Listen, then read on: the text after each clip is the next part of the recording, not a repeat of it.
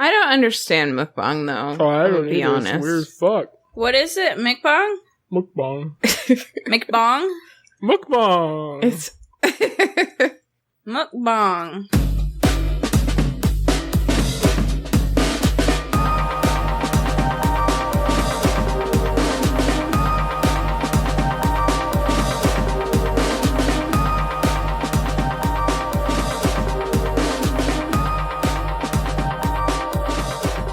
Hello, and welcome to WayTooBroad, a show and tell program for really, really ridiculously excited and gassy grown-ups. I'm Hannah, and these are my co-hosts, Aaron and Ben. Hi, Aaron. Hello, Hannah. Hello, Burpee McBen. Hello. Oh, he didn't get one. I can't burp on command. Those just He were cleared happening. the pipes. I can't. I can't. He cleared those pipes. I can do it whenever you want. I really don't want that. How about never? Can you do it then? Well, except for never. That's the one loophole. That's... Aha.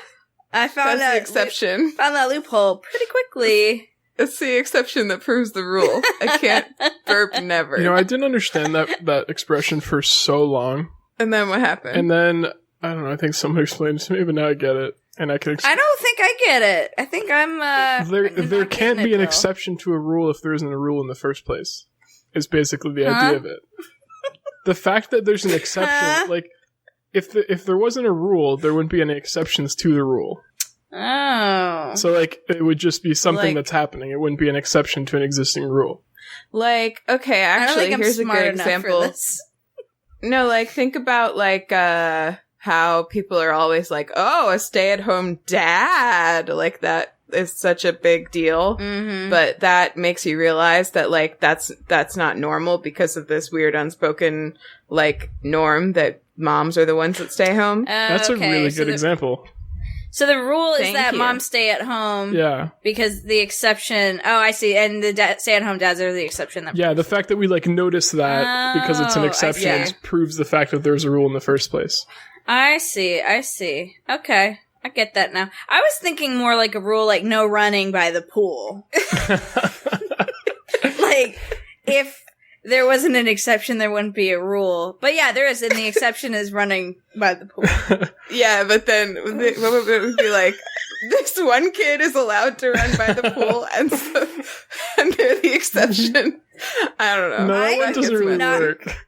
I'm just They not a shouldn't great be allowed to. abstract thinker, I guess. I thought I was, but when the metal hits the road, Why it's is the looking like metal I'm not- hitting the road? Because the wheels are made of metal because I'm such an abstract thinker, Ben. I'm such an abstract dangerous. thinker, my wheels don't have tires. That's right. They're just rims because I forgot to get my tires changed and then they blew out and they just all four blew out at once and now I'm just riding on rims and that's Dryden, fine. baby. It's working for me. That's what it's called when you're driving and sliding. Yeah. You have no I tires. call it rimming, but I think that's something else, so. It's weird. People always look at me funny when I say that I was rimming to work the other day.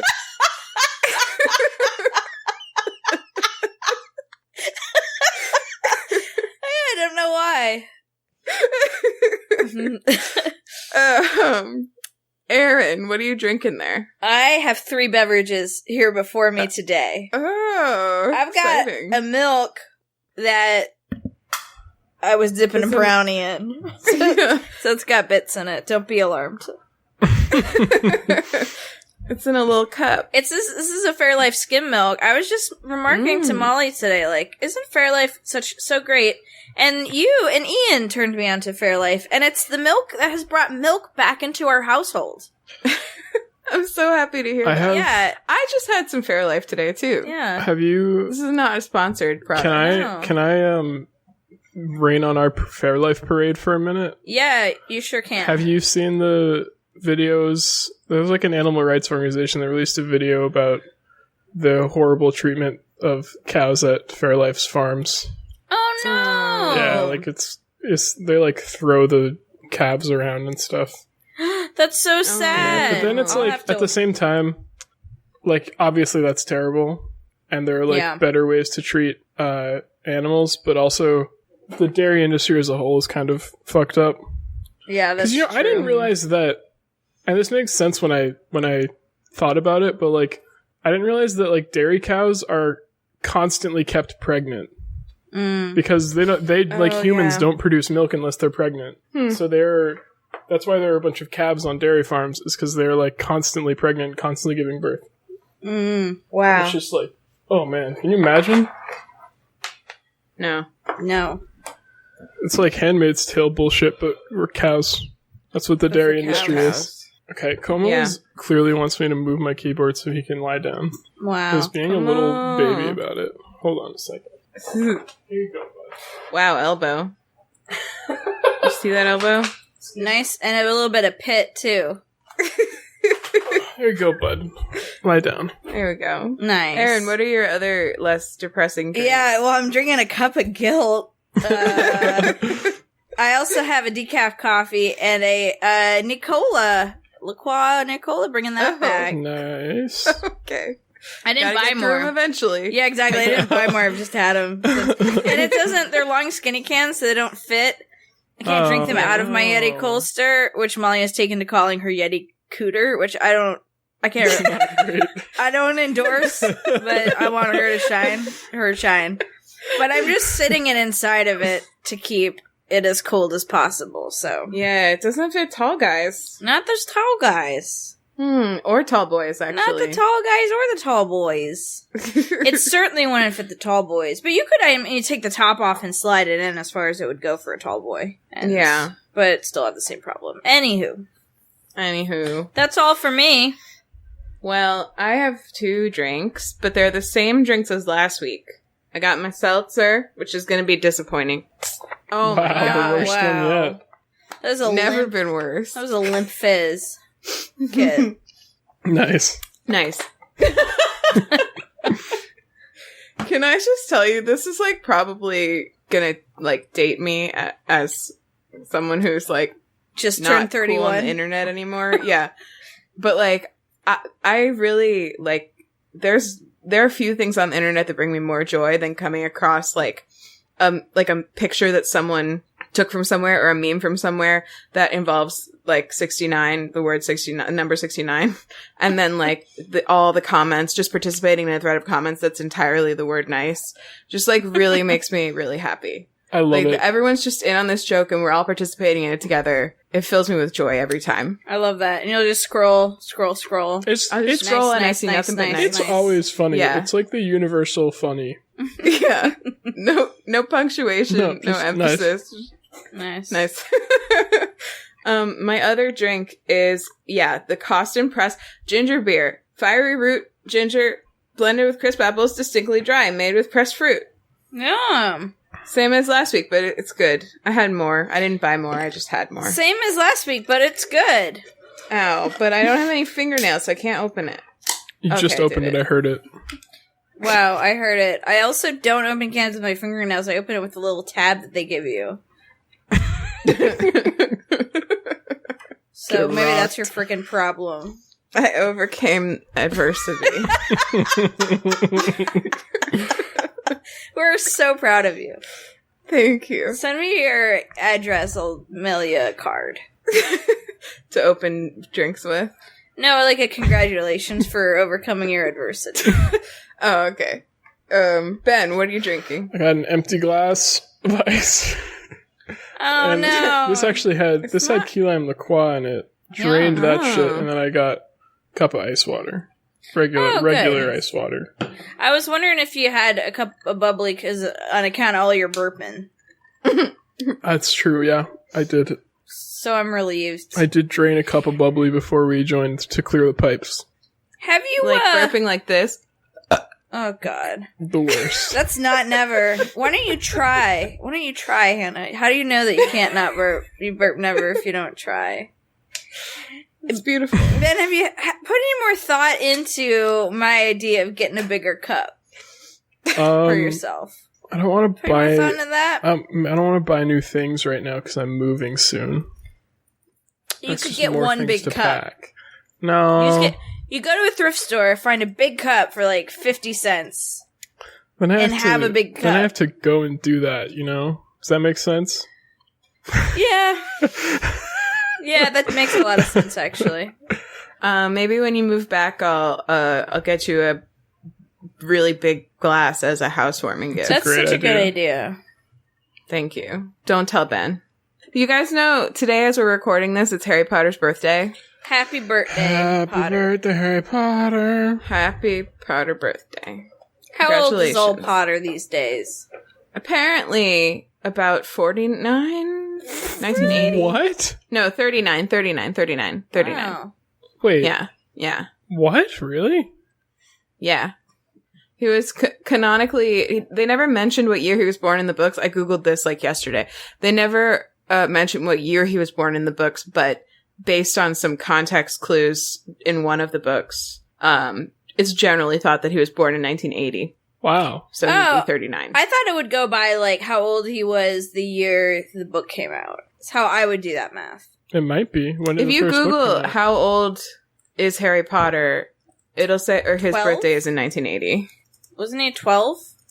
Huh? He was 11 in the first book. Yeah. When did that come out?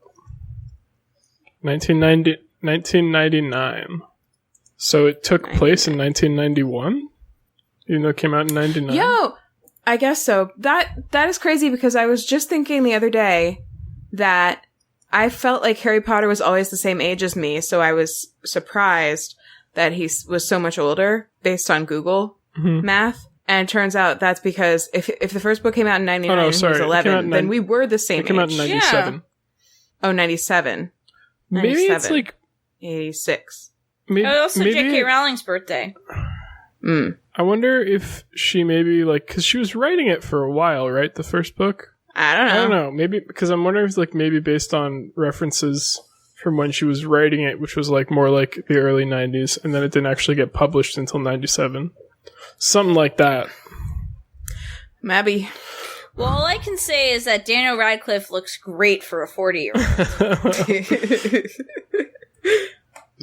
Oh, burps. See, I already failed. Oh, burps.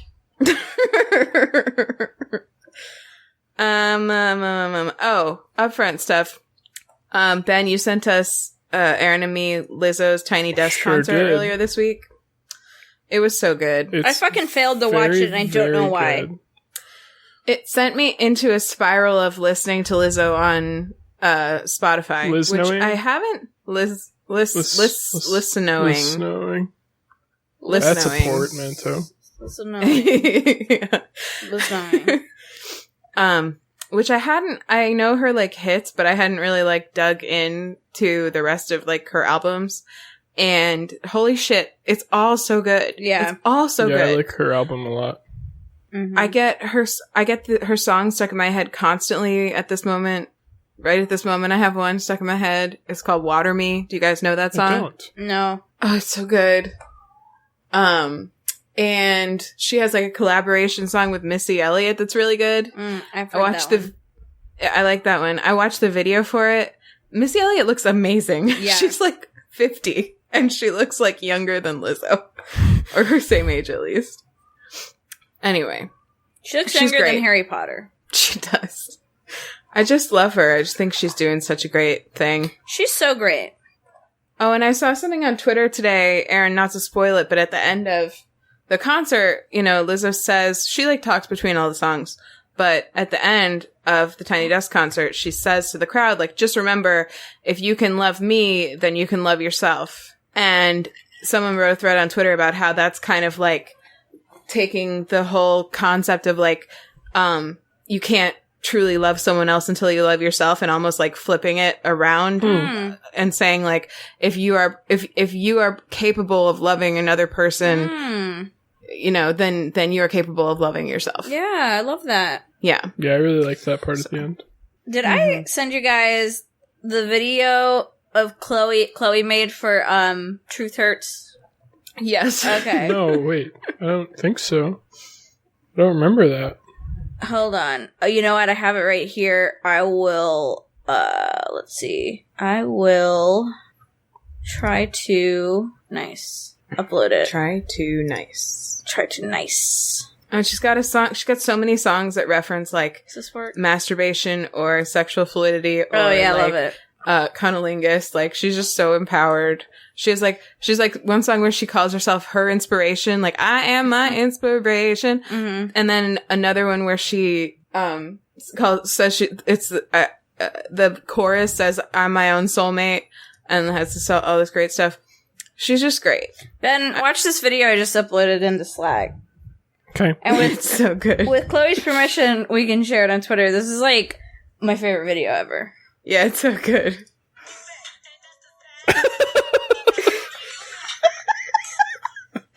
Oh my god. So for the listener, it's this clip from LIZZO's Truth Hurts, and Chloe's like has this great look on her face, and she's like singing along like really dramatically, and she's gesturing all the lyrics but with her foot and her toes and doing like an insanely good job. Yeah. And it's so good. It's like so startling because you keep thinking it's her hand, but then it's her foot. It's so good. Goddamn, Chloe's funny. Yeah, can you? Yeah. She's so funny. I feel like this deserves to be viral. This video, like, it deserves to be viral. Can you check with her about sharing it? Let me text her right now. Oh, man. I like when she says, and that's the sound, and her big toe just like points at her ear. Yeah.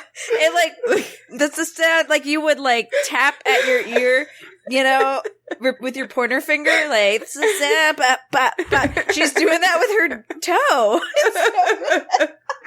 Or like you could have had Bad Bitch just a little. She like does like that little gesture, like, ooh, just a little bit with her two toes. It's incredible. I do remember you saying that before, but I don't think I knew any of Lizzo's music when you sent that, so I didn't have that connection in my head.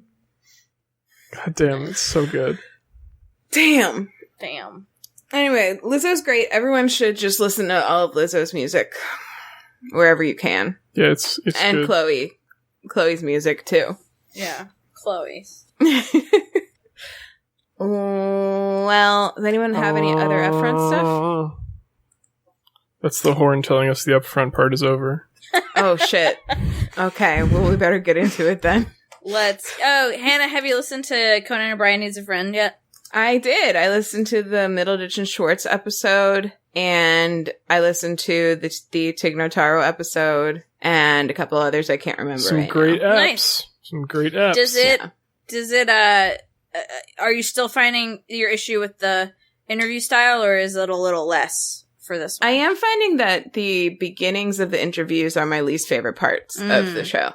The middle to end, where things get goofier, I'm fine with, and also like the parts that he does with Shona and Matt are very funny. Sona, not Shona. Sona, I'm sorry. Who's Shona? You dumbass. I know someone named Shona. Give me a break. We're just showing you how to pronounce her name. Zing. Dummy. But yeah, it's funny. Yeah. And our entire family listens to it now, so I felt a lot of pressure. You're welcome, everybody. Yeah, I'm still pretty exclusively listening to it. It's so good. Oh my god, you know what I found out yesterday? You know, John Delaney, that shitty Democratic candidate? He's one of the white NIMBY uncles. Like the bald guy the one who like Elizabeth Warren eviscerated yesterday when she was like, I don't understand why you bother running for president, talk about things you really can't do and don't bother to fight for. That guy. Yeah. Wait, what did she say? Hannah talked over you. She said, I don't understand why you go through all the trouble of running for president to talk about things you really can't do and really shouldn't fight for. Oh, shit. Yeah. Hey, that guy is like nearly exactly the same age as Conan O'Brien. Wow. Is that weird? He's like 2 days older than him and looks like he's 20 years older than him. To me.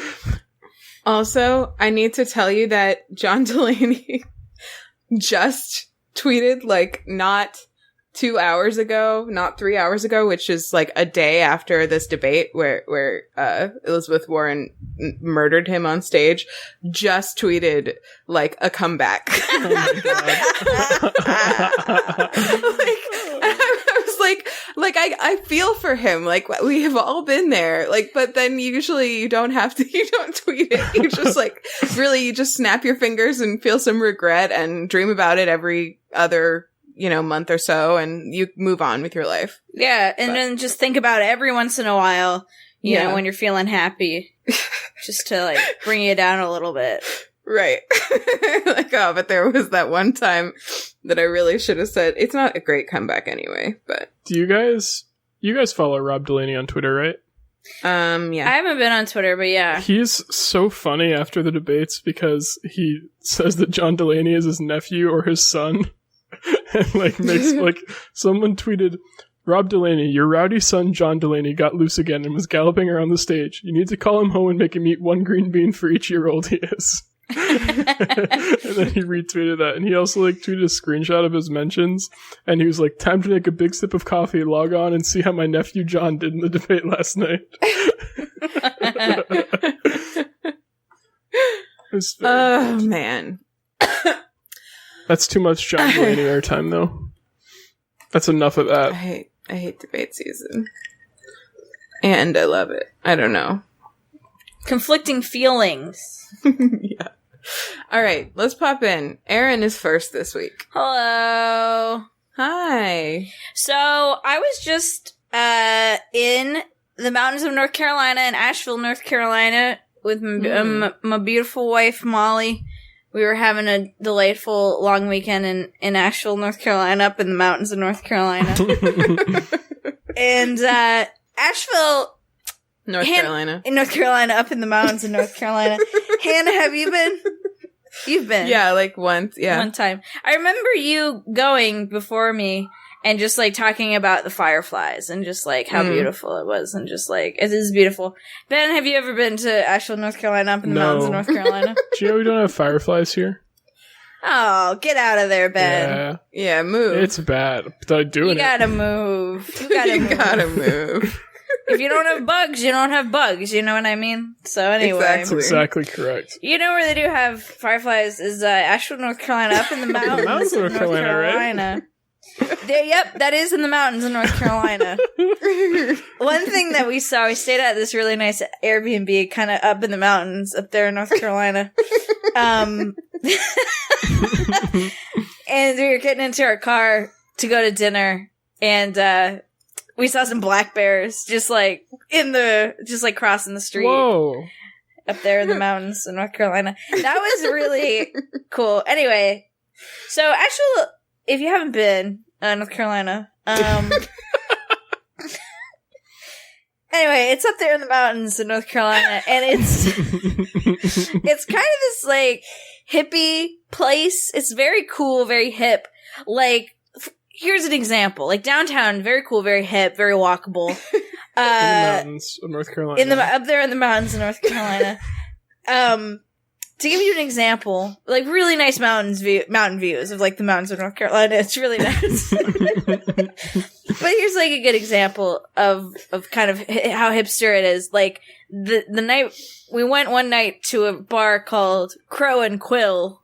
And then the next day I was working at a coffee shop called Trade and Lore. And so it's kind of a lot of their business names are noun plus name. But anyway, it's really nice food. Very, very hipster, very queer as well, and very alternative. And so while I was there, one of my objectives were to get a lot of gay books. And I freaking did. I hit up, I nailed it. I hit a few used bookshops, got some really great stuff. All of the bookstores have an LGBTQ section with anthologies, poems, nonfiction, fiction, lesbian fiction. It's that's all I want. Is just there's a section for me. And so that was really awesome. And I got a nice book that I want to talk about. It's called you Butch. faked me out. I thought your trip to Asheville was the obsession. Ha, it's not. Up there in the mountains of North Carolina, you would think. But, no, it's just this book, this really nice book that I got, that's very, in line with my interests. It's called Butch Heroes. It's beautiful. It's beautiful. It's by, I don't know how to pronounce their last name. It's by Rhea Brodell, Brodell. Would you pronounce that Brodell or Brodell? like Brodell. Brothel. I think Brodell. I pronounce it brothel. Brodell. And they're an artist who's actually, I think, based out of, I want to say... the mountains of North Carolina. Yeah, you know what? It's actually North Carolina, up in the mountains. No, they're based in Boston, actually. Oh. Oh. In our neck of the woods. Yeah. That's relevant to us. Yeah. And now I'm interested. This book, oh, it's beautiful. Basically, they made this art project where they found kind of like, they use the word butch specifically, and actually they define it. So they were looking for people in history who they could personally identify with. People who were assigned female at birth and had documented relationships with women whose gender presentation was more masculine than feminine. And basically it's people throughout history that they could find who, like, really far back in history, some of them, and just kind of like really beautiful art. Wow. So each painting is in the style of like a Catholic holy card, I think they say. And let's see, they're like trading cards in the Catholic Church. Yeah, I should have found this. It's like Magic the Gathering, but right. religious. Okay, hold on. I just want to read this. Okay. Some of my subjects identified as women, others as men. Some shifted between gender presentations throughout their lives, while others embodied both simultaneously. I used the narratives of their lives to establish their place in this project. Though some could be identified today with the terms lesbian, transgender, non-binary, genderqueer, intersex, etc., these myriad LGBTQIA terms were not available to them during their lifetimes. Since it's impossible to know exactly how each person would self-identify using today's terminology, I view this project as an ongoing effort to document a shared history within the LGBTQIA community. I include each person's chosen names, given for historical accuracy and to aid in research purposes. To determine pronoun use, I refer to their gender presentation or chosen name at each point in their story. Which is interesting because for some of these people, you see that change. In some of these stories, they'll use she pronouns, he pronouns, and they them pronouns in the same story. But basically, it's just like, just giving a little bit of a story to people whose stories have otherwise almost entirely gotten lost, and a little bit of just like, honor and a little, some really nice representation. So they're beautiful paintings. Some of them are a little sad. Some of them kind of are depicting how this person was, you know what? I'll send you this website. I think you can view some of the art on the website so that you're not looking at, you can actually see all of it. So you're not looking at me holding up a book to the camera. So some of them are a little sad, depicting kind of how they died or how they actually were killed or executed. But this artist does a really good job of trying to incorporate a lot of their like history and a lot of like, the best that they can tell their personal stories in these paintings. Wow, and then it gives a little, this is so cool. It's really cool. And then it has a nice little biography, the best, these short little quips about this person, because there's not a ton of history on these people. But I just think it's really beautiful, and it's a really beautiful book. Really beautifully bound, and it's got a whole bibliography in the back that I'm really excited about, especially for my QueerWorks project. And it's just a really great collection for my queer books collection. This one has a kitty in it. Which one? Mary de Chaumont en Bassigny. Oh, let me just find that one. Let me find that. Mary. She looks like a pilgrim, kind of. Okay. I think I see she. I think it's in order. Which one is the... I can read you the story for that person. The fourth one. Oh, the fourth one. Okay. Oh, yeah. I did read this one. Okay, I see the kitty now. Yeah. Here, I'll just read you the story of that person. Okay. I think this is one of the lesser depressing ones. while traveling across Europe in 1580. So they were born in 1580, I guess. Well, maybe not. Anyway, while traveling across Europe in 1580, Michael de Montaigne, a French writer and philosopher, recorded in his journal the story of Mary de Chaumont et Bassigny. While staying at Vitry-le-François, this was easier to read in my head the first time, he heard about an execution that had occurred just a few days before in the nearby town of Montier-en-Der. According to his record, I took a lot of French in school, you guys. According to his record, the story began several years before when 7 or 8 girls from Chaumont et Bassigny made the collective decision to dress and live as men. They went their separate ways, but one of them, under the name Mary, settled in Vitry. They earned their living as a weaver and were described as a well-behaved, likable young man who made friends with everyone. They were engaged to a woman in Vitry, but because of a disagreement that arose, the engagement was called off, so they moved to Montier-en-Der. I'm totally butchering that. In Montier-en-Der, they fell in love and married a young woman. The couple lived happily together for 4 or 5 months before someone from Chaumont recognized Mary. At that point, the matter was brought to the attention of the authorities, and the husband was condemned to be hanged, which she said she would rather endure than reassume her female attire and habits. And she was accordingly hanged on the charge of having, by unlawful practices and inventions, supplied the defects of her sex. Jesus. Wow. Yeah. So a lot of these stories end that way. Some don't. Most of them do. But anyway, it's just a really beautiful book. I actually just noticed behind them in the illustration is like a hangman's knot thing. I love this idea. Yeah. Because I feel like really I cool. often, like, every now and again I hear about people in history who were like, you know, trans people before trans was really a well understood thing, and people being gender fluid in like the 1800s. And this is even earlier than that, obviously, all of these stories. So, and like, it always surprises me more than it should, because I feel like the narrative for my whole life, and that we hear a lot, is that this is somehow like a new thing. Like people being gender fluid or trans or most things LGBT are viewed as something kind of new. And like people, I swear there are people who think that it all started with Caitlyn Jenner. Like for real, people, but it's just so important to remember and to learn about people that this has been around forever. And there are people that were incredibly brave in a time where like it's hard now.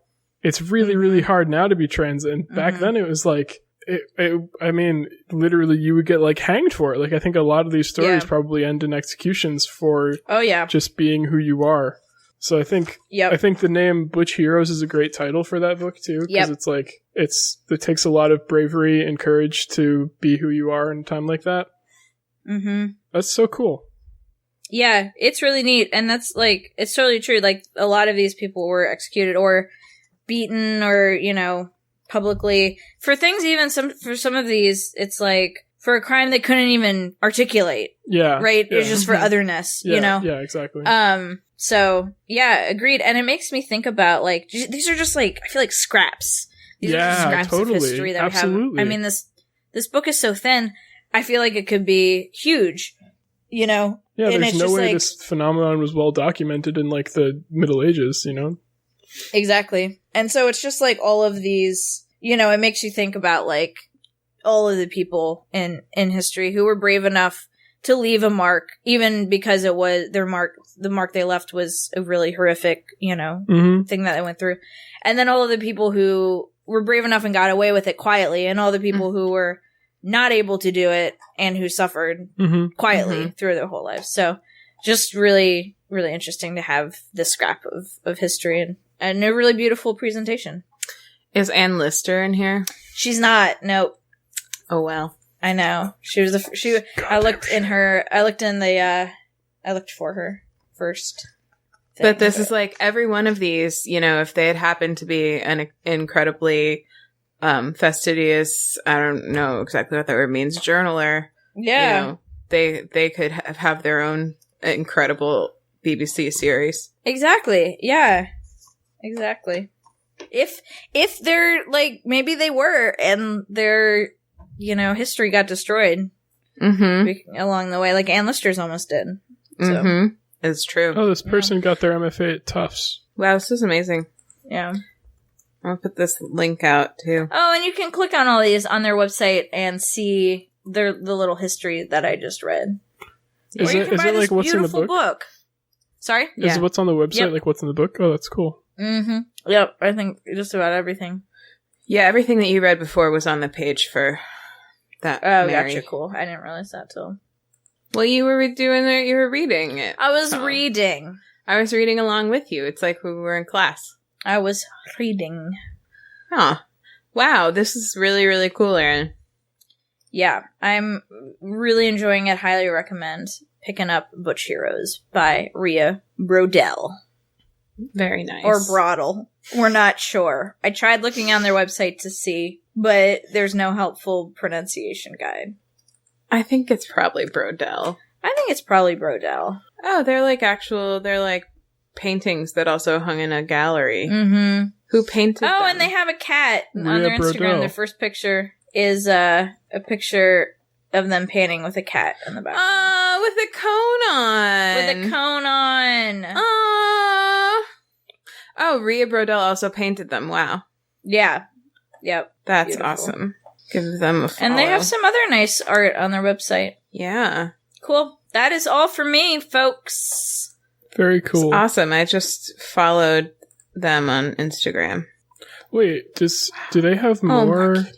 Because their bio on Instagram is Butch Heroes, Trans Heroes, Dyke Heroes, Lesbian Heroes, Queer Heroes, Gender Heroes, My Heroes. I wonder if they're like making more of these kind of things. Oh, that'd be so cool. That's not on their website, but that would be really neat. Yeah, it'd be dope as hell. This was like the first of many. That would be very cool. There is other work, though.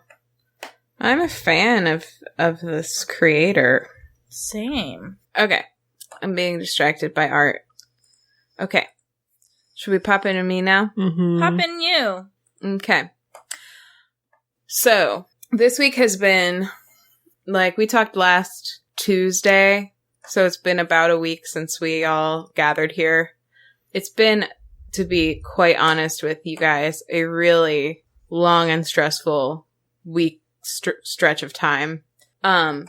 So I wanted to share with you and our listeners my favorite coping mechanism for this particular stressful period, in case it happens to come in handy for anybody else.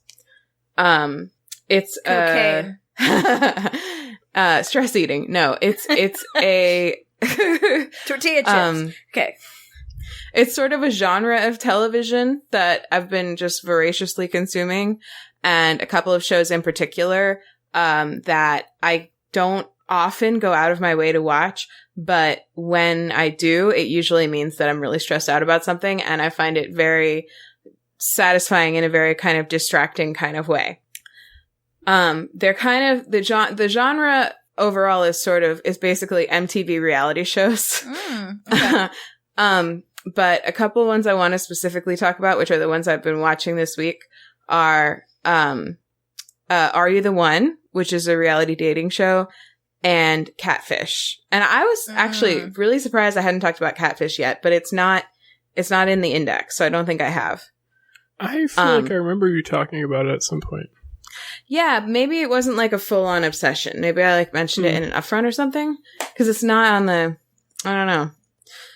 But I really have more to say about Are You the One, and especially the most recent season of Are You the One. So what I'll just say about Catfish is, I think, you guys probably are both familiar with what it is, because I think I have talked to you both about it, at least without being on the podcast, right?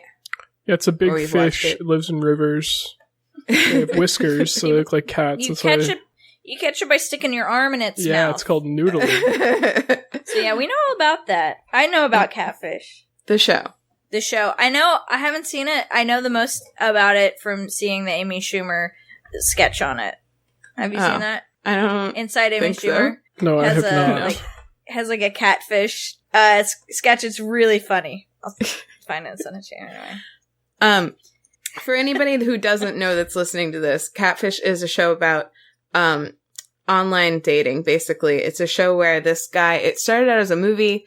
This guy, Neve, and his friend Max and his brother, I think, made a documentary of Neve trying to meet his own online, like, person he fell in love with. And they went and, like, tracked her down using all kinds of internet tactics. And when they found her and, like, showed up at her door, she was, like, a totally different person. But instead of just, like, freaking out about it, although, you know, obviously anybody would do that, he actually, like, came back the next day and, like, had a conversation with her and tried to really kind of better understand why she did this. Because she had, like, a pretty well-crafted persona online, and actually the pictures were of her daughter that she was using, who was just happening to be very pretty. Yeah, it was creepy. But, you know, like, it was remarkable because of sort of the degree of empathy that Neve showed in the original documentary. And I think that that's been sort of the key factor for why I think the show itself has lasted so long, is that it's really not just about, like, exposing someone and embarrassing them on TV, either the hopeful, who's, like, the person who writes to them, or the catfish themselves. Like, they really want to, like, give everybody the chance to, like, just know the truth about each other and, like, share their own story and try to help them, like, you know, stop doing this destructive thing, you know, and let the other person move on, but, like, also, you know, give them every possible opportunity to, like, really sit down and have a conversation together, before they decide whether they're gonna part ways or not, basically. And they're not always fake. You know, people will write in because they suspect that there's something fishy going on. But, you know, no pun intended. Yeah.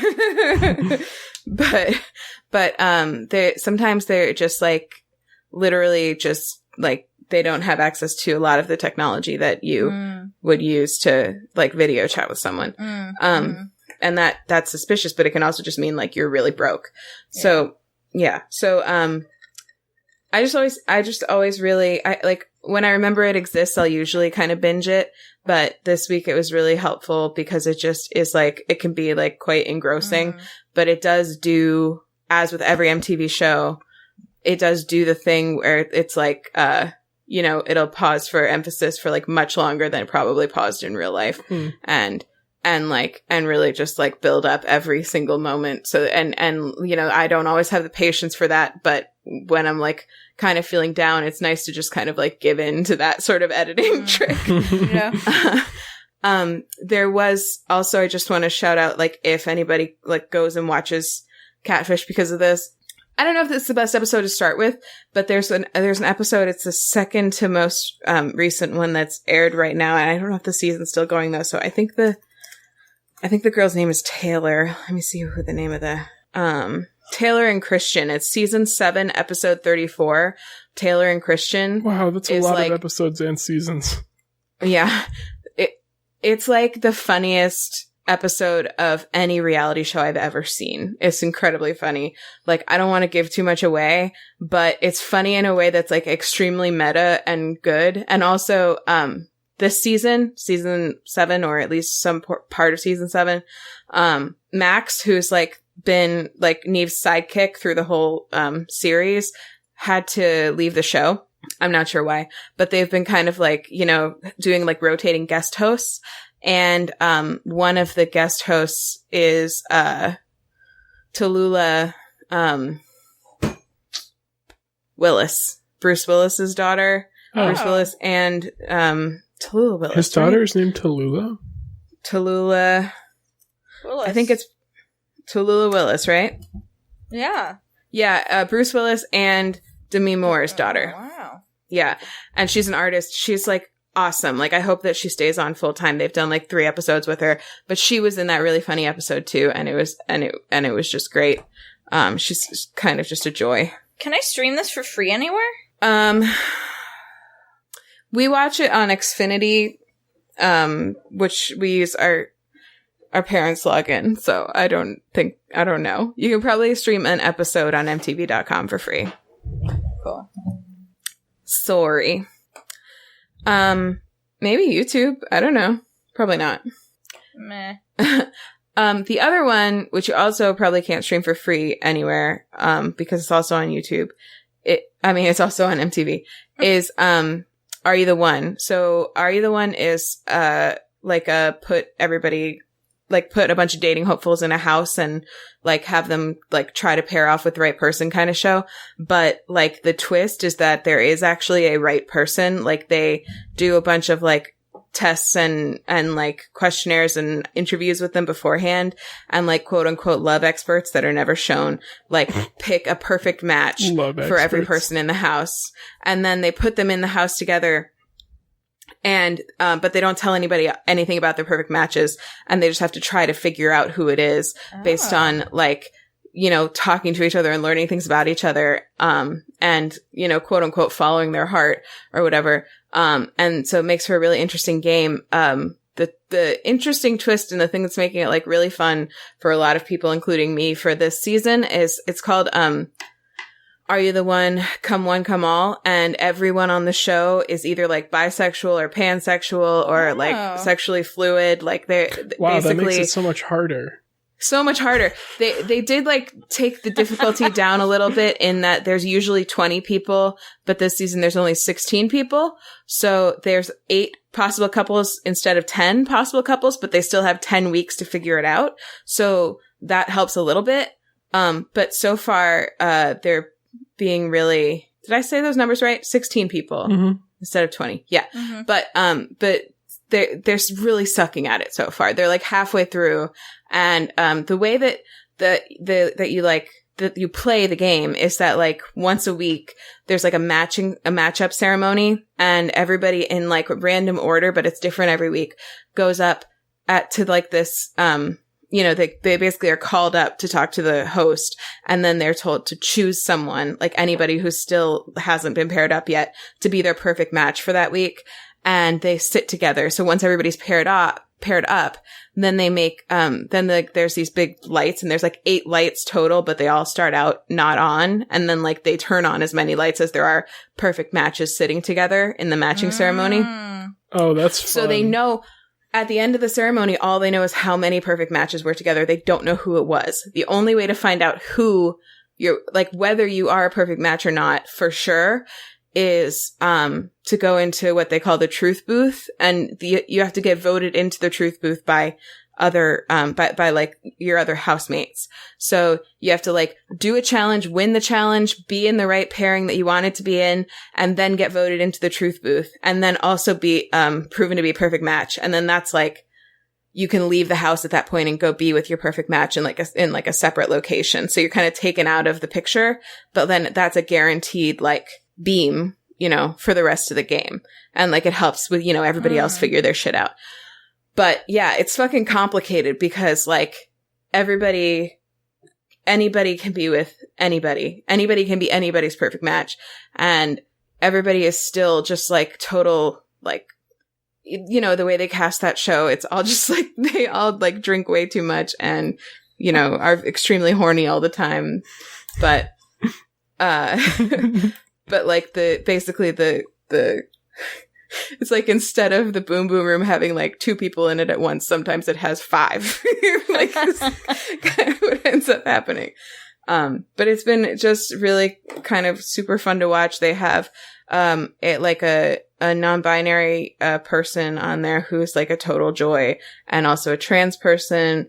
And like so it's wonderful to see all of the representation and see like all of the different sort of like, and know the type of exposure that this is giving people who haven't had the chance to see relationships like this. Like there are these 2 like total like muscle bound like jock dudes who like they started out as workout buddies, and now they're like convinced they're a perfect match, and it's really sweet. They're just like really sweet together.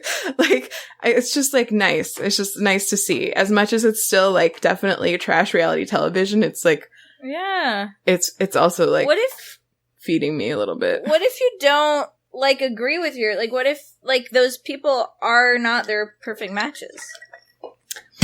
I mean, I will say there's definitely been like quote unquote perfect matches who never wanted to or tried to be romantically with each other. You know, like ultimately, once the game gets far enough along, you just need to be collecting data and like doing the math and figuring out who your perfect match is.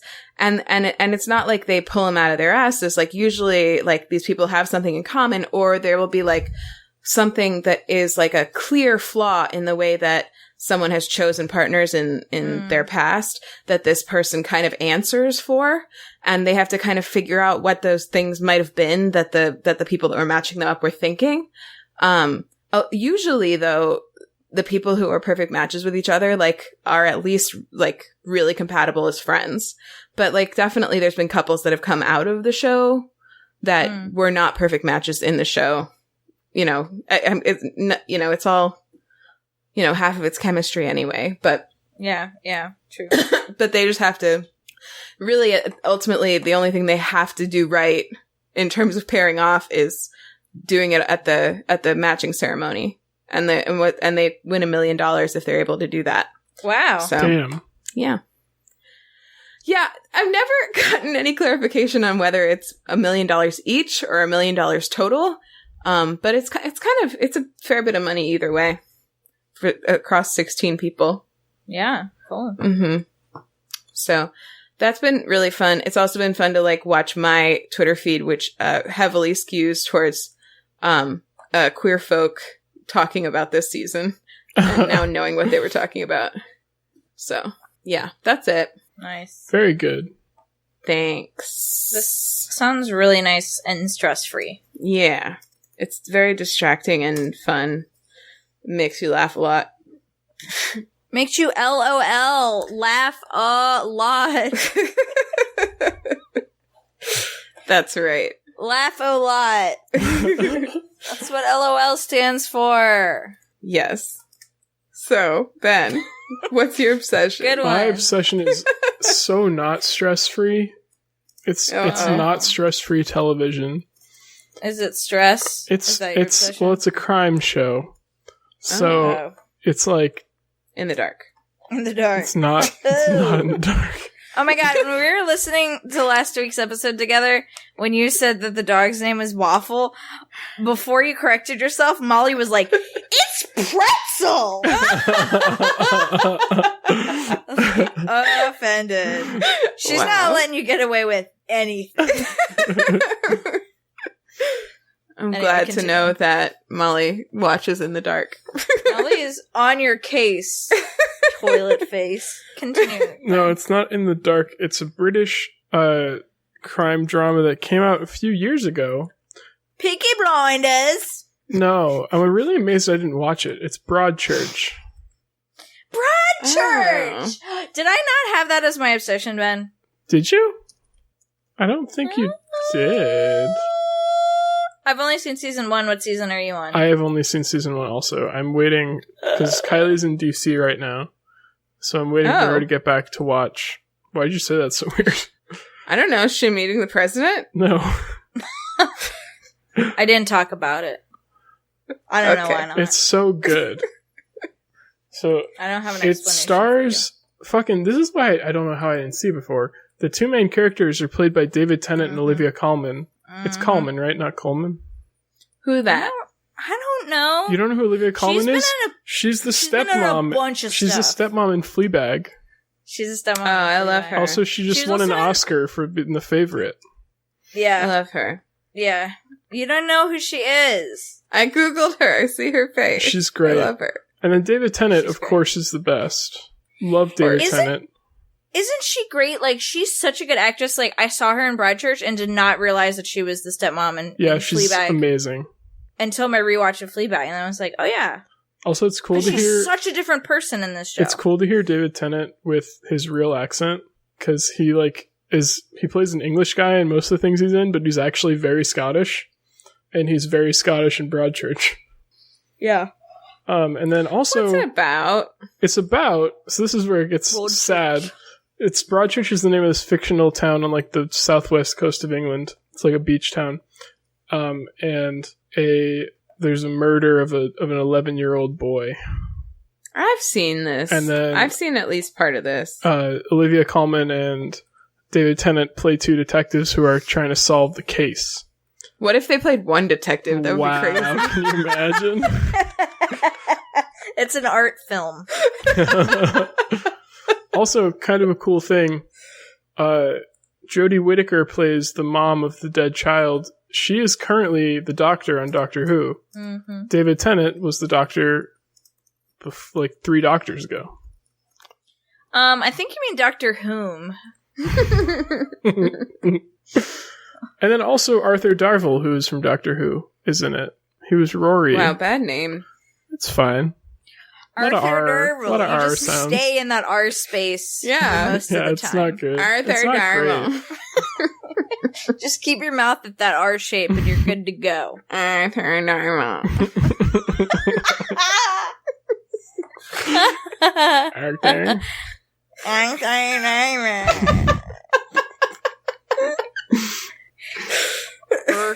Darvill. Arthur Darvill. Arthur Darvill. It's better with an English accent. Arthur Darvill, because you're not really saying that hard R. Arthur Darvill. Arthur Darvill. Arthur Darvill. It's good with a Boston accent too. Arthur Darvill. Arthur Darvill. So anyway. I'm a real sucker for like detective shows where it's just one case for like a whole season. I'm not such a huge fan. I was when I was younger. Like I watched CSI and stuff of ones where it's like one case per episode or a few episode arcs. But when you get like real deep involved with like all of the characters in the town and like when the victim's mature, family, and you learn like everything about everyone, that's that good shit. That's that good shit. Mm-hmm. I called the mystery. I called the ending like before it happened. I just want to point that out. I figured it out in like the second to last episode, but that's not that impressive. Yeah, good for you. But I actually it was like the third to last. I have some thoughts about the ending of the first season that I'd like to share with you. Obviously not on pod because it's spoilers. But I've heard from my parents that the second and the third season are also very, very good. So I do plan on watching those. Oh, and you trust their judgment? I do, for the most part. I mean, they were right about the first season. They were actually the ones who told me to watch it. I forget how it came up. But yeah, it's just good shit. I feel like British detective shows in general are really good. Mom also watches, I think it's called Vera. I think it takes place in Wales, and the episodes are like an hour and a half long. So they're like each a small movie. But they're also really, really good. And the detective is like, she's not old. She's like probably like a 50-ish, just really nice Welsh woman. She's just like not what you usually get in a detective show, which is nice. But yeah, Broadchurch, very good. It's on Netflix, all of it. Does season 2 and 3 cast all la la la? I think so. I don't know. Cool. I've been looking at pictures of him this whole time. I don't even know what he looks like. He's Rory from Doctor Who. Yeah. I don't watch He's Doctor Amy Who. Pond's just like imagine the face of someone that is called Arthur Darvill. He's the priest in Broadchurch, if that helps you. Oh, the priest. Arthur Okay, Darvill. Yeah. That helps me. He has a nice face. He does. Yeah. I always liked Rory in Doctor Who. I feel like he was a nice guy. Yeah, with a nice face. Yeah. Who got kind of made fun of by the Doctor a lot, if I remember correctly. Who at that time I think correctly. That was Matt Smith with Amy Pond, right? I don't think David Tennant was ever with Amy Pond. I don't think so. Oh, he was also in IKEA Soft Toys for Education. That's where I know him from. Okay. He was Strova the Elf. You guys remember that? No. Wow, I forgot he was in that. Yeah. Yeah. That's it for me. That's it for Ben. I don't want to spoil it. I really don't want to spoil it, so I don't want to talk about it too much. Yeah, it's hard. It's a great show. I do remember really liking a lot of twists and turns. Yeah, a lot of Oh, turns and Filch is twists. in it from Harry Potter, too. Is he? Oh. Yeah. What? He plays the guy that runs, like, the news stand. Was that him? Yeah. Oh my gosh, how did I not recognize that guy? I have a question about Wow. pacing, I guess. Sure. I think that I've tried to watch this. I could be thinking of a different show, but I think I've tried to watch this show at least twice, and I think I've kind of like fizzled out after an episode or two. Is this the type of show that like needs to set itself up a lot in the first couple episodes, but then it starts like picking up after that? No. The first season is only 8 episodes, so it's pretty quick to the point. Yeah. Maybe get a better attention span, that's all I can think of. Yeah, maybe it's you. I don't want to. Maybe it's flipping you. I also wanted to point out that it looks like in the cast list, but she certainly was not in the first season, is our girl. Our girl. Oh yeah, Phoebe Waller-Bridge is on the cat, but she's not in the Oh. first season. She must be in the second or third. Wow. So Peanut our girl's in it. Waterbridge. That's great. Our girl's in it. That's wonderful. Well, That's nice, Ben. I'm trying to find Filch. Filch. His character's name is Jack Marshall. Jack, thank you. Wow, I didn't even put that together. You Of course that's freaking him. ding dong. because he didn't have Mrs. ding Norris dong. with him. That's it. I'm a dib flicking dong. Ben, you're right. You're so right. Thank you You're so so right much about that. About you being a ding dong. Yeah, well, yeah, I deserve that, Ben. You're so right. How can I not recognize him? He didn't have Miss Norris. Oh. Yeah. All right. Good one, homework. Ben. That's a nice show. Homework. Aaron, what's your homework? Yeah. Yo, go buy Butch Heroes. It's a great piece of art and a beautiful piece to have in your home and your bookshelf. It's by Rhea Brodell. Their website is RheaBrodell.com. RIABRODELL. Also, I noticed on their Instagram that picture that we were talking about with the cat, and the painting was from 3 days ago, and that painting looks similar in style to the Butch Heroes one. So I wonder if that's more in the series. Hey. Heroes. So I'm trying to zoom in on that title. Heroes. So that's exciting. So hopefully there will be more of those. Wonderful. I almost shed all over my mouse Who pad. is it? What do I do? He what? He shed all over my mouse pad. Shed. Shedded. Shedded. Shed. Shedda. Shedda. Cool. Website's earnburn.com. Earnburn.com. My homework is, if you want a distraction from anything going on, check out Catfish and or Are You the One? Come One, Come All, the most recent season of Are You the One. You can find it any place where you can watch on-demand cable, or you can find it on MTV.com if you have like a cable login. I think there's probably you can also like buy a month, or you can get like a week watch pass free on MTV.com, and then if you pay them something, I don't know what, then you can like watch just MTV shows on demand if you're into that. But like a week would be plenty of time to watch the latest season of Are You the One? Although it's not over yet, so maybe I'll give a heads up to everybody when the season ends, so you can take your whole week and figure out who the fuck is everybody's perfect match. Who is the one? Who is the one? And my Twitter is Anthropology. That's also my Instagram. I have another podcast called So Dreamy. We talk about dreams. Oh my God. I have to start doing daily dream drawings tonight or tomorrow morning. Wow. You Terrified. don't sound excited about this prospect. I'm terrified. I can't draw. I don't always remember my dreams. I'm going to have to keep a notebook by my bed so that I remember things to draw. Anyway, that'll be fun, as you can hear from the noises that I made. What else do I say? Nothing Nothing else. Ben? Nothing else. My homework. What's your homework? Is to watch Broadchurch. Where? Broadchurch. On Netflix. Okay. And my Twitter is nicely approved Ben. My Twitch is Disco Greg. Nice. I forgot to say. What? What? I forgot to say that you can also watch Catfish on Hulu. Oh, well, that's where to watch it. You ding dong. You flippin' ding dong. But you can't watch Are You the One there for some reason. Yeah. So. It's not the one. I mean, it's a good show, though. Sounds like Hulu and Are You the One are not a perfect match.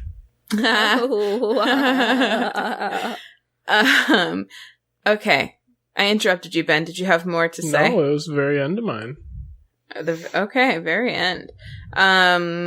You can call us if you want to leave us a voicemail about anything we talked about today or tell us your own obsession at 774-326-0420. Blaze it. Blaze it. Blaze it. You can follow the podcast on Twitter at TooBroadPod. TOO Broadpod. You can follow us on Instagram at WayTooBroad. You can email us. We haven't gotten an email in a while, at WayTooBroad@gmail.com. And also, if you missed any of the stuff that we just said, any of the homework or really anything at all, you can catch all of that information. Catch all that information. Catch it at WayTooBroad.com. Put it in your pocket. Save it for a rainy day. Yeah. For anything you want. EarnBen.com for anything you need. Also, make sure to bookmark Queer Works Map, so that you'll have it ready to go when it's time to start, crowdsourcing all your cool Queer Works information for it. Locked and loaded and ready to go. Yeah. Ready to go. And if you had a good time listening to us, leave us a review on Apple Podcasts or wherever you can leave a review. That's it. That's all. Thanks for listening. We love you. Thanks. We love you. Bye forever. The podcast candle is now extinguished forever. Bye.